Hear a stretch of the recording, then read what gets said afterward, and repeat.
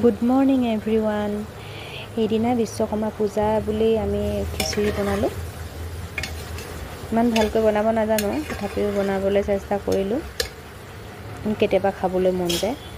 বন্ধাকবি, মূলা, আলু এনেকৈ ভাজি ল'লোঁ আৰু অলপ সময় ভাজি লোৱাৰ পাছতে এতিয়া মই দাইল আৰু চাউল ধুই দি দিলোঁ। দাইল আৰু চাউল দিয়াৰ পাছত অলপ সময় ভাজি থাকিম, গা পানীটো নুশুকোৱালৈকে।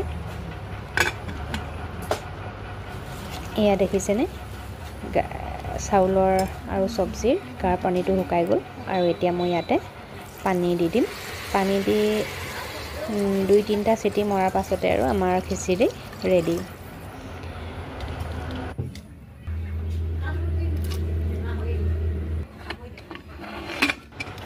আকৌ বনালোঁ এইফালে বুটৰ বৰ, ইয়াতে নৰসিংহ পিচি দিছোঁ আৰু সেইদিনা বিশ্বকৰ্মা পূজাৰ দুপৰীয়াৰ ভাত সাজ আমি এনেকৈয়ে খালোঁ। ভিডিঅ'টো চাই কেনে পালে জনাব আৰু মোৰ চেনেলটো ছাবস্ক্ৰাইব কৰি দিব, লাইক কমেণ্ট শ্বেয়াৰ কৰিব। আজিলৈ